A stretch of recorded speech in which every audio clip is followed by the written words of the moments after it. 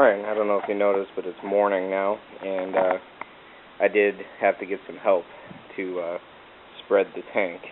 So, you just have a friend hold one side and you hold the other, and you pull it apart and push it down at the same time. And what you're looking for is to make sure these arms line up with that existing bracket. And you just put a washer and a nut, or a washer and a bolt, and you should be done with that part. The thing to watch out for is, if you notice, it might be hard to see, but the regulator is spaced or touching this plastic. I don't know how hot this thing gets, but it might melt the plastic on here, and there is literally no clearance at all. It's just sitting on there. So that's one thing I'm going to have to be watching out for. Here's the other side to show you. Bracket's on there. So that completes this part, and we'll move on to... I already put the bracket in here, but I'm going to take it off to show you guys, because I didn't put washers. I just had this to hold it in place while I worked on it. So I'll step back and let you, or show you how I did that. Okay, so what's left is putting this bracket on. So you're going to need this bracket, and what we're going to do is put the original washer on the thick spacer that comes with your kit. It goes on. Then the bracket.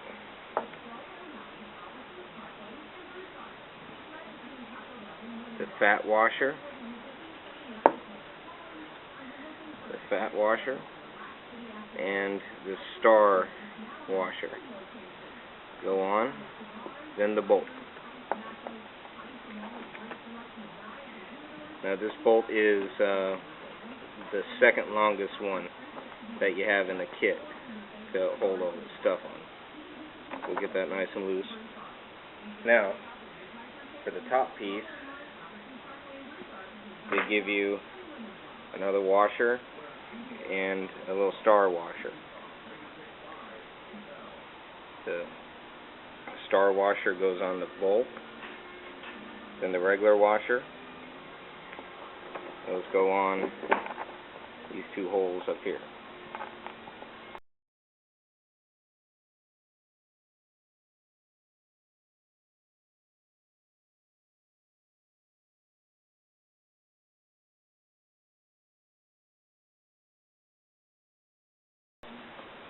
And then you put the other one right here.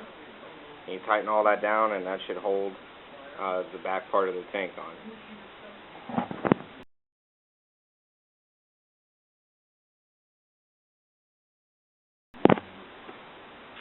Okay, so this is the last part.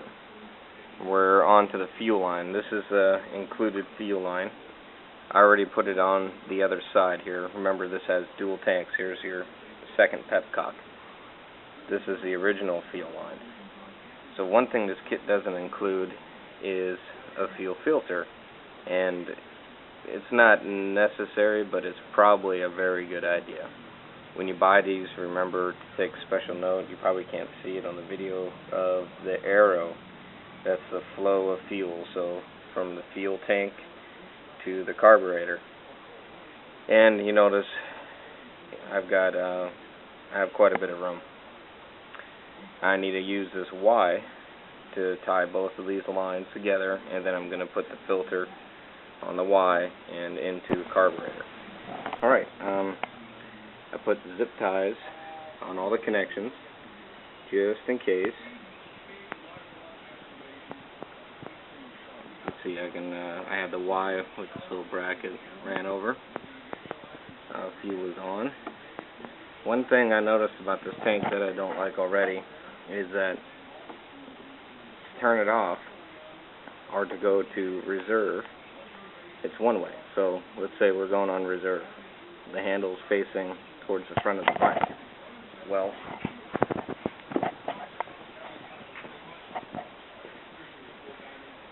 on the the other side, off is facing towards the front of the tank, and reserve is facing towards the back of the bike. So that could get a little confusing for some people if you're in a tight spot, like you run out of gas in the middle of traffic, and you just need to grab the reserve real quick. That could be a little confusing. Or if you flip both of them towards the back, you're shutting off one side and one side of the fuel tank and have reserve on the other. So that could be a little tricky. So might want to practice as you're going down the road or something like that to try. Now, the big question is that people have is, on a 2006, do the blinkers touch the tank? Well, if you turn the handlebars this way, I can go all the way, and yes, they do turn. They do touch. Same with on this side, touching. But I don't have quite a big of a lean, but I've got a pretty good lean on there. So one thing you can do to remedy this is, if you notice, there's two bolts that hold the blinker to the triple clamp, and what you want to do is get a little piece of flat bar and drill 2 holes to fit this, and drill 2 more holes on the top of the flat bar and move your blinkers up here. You have enough slack in the wire to do that, and we're only talking maybe half an inch to an inch, you know, to go up so you can have full rotation of the handlebar. So that shouldn't be a big deal. But for my application, you can look at my other YouTube video on how to integrate your headlights into your hand guards, and that will solve that problem, because this whole mess will be going away. So that will conclude the installation. I'll snap a few pictures after I put the seat and the side covers back on, so you can get a look at what it looks like. Don't forget, I do have some fuel hose left over, but not a whole lot. You need to have a fuel line from here to somewhere facing down so rain doesn't get in, if you do leave your bike out in the weather or if it does rain. The other option for this is a locking gas cap that you can buy for these tanks, and I think I will do that sometime in the future. If you do go with the locking gas cap, remember that cap is going to have an extra key for this, and you'll have a key for your ignition. So your ignition key won't open the locking gas cap. That's not that big of a deal. You just carry 2 keys on your ring. But the big deal is that if you go to sell your existing gas tank that has the key, your ignition key fits the gas cap, that's probably not a good idea.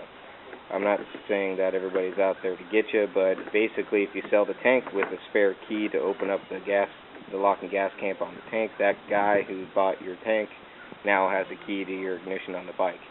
So one thing to keep in mind when you go and selling stuff on eBay or whatever it takes. Well, this will conclude this, and like I said, I'll add some pictures, and so you guys can see what it looks like at the end.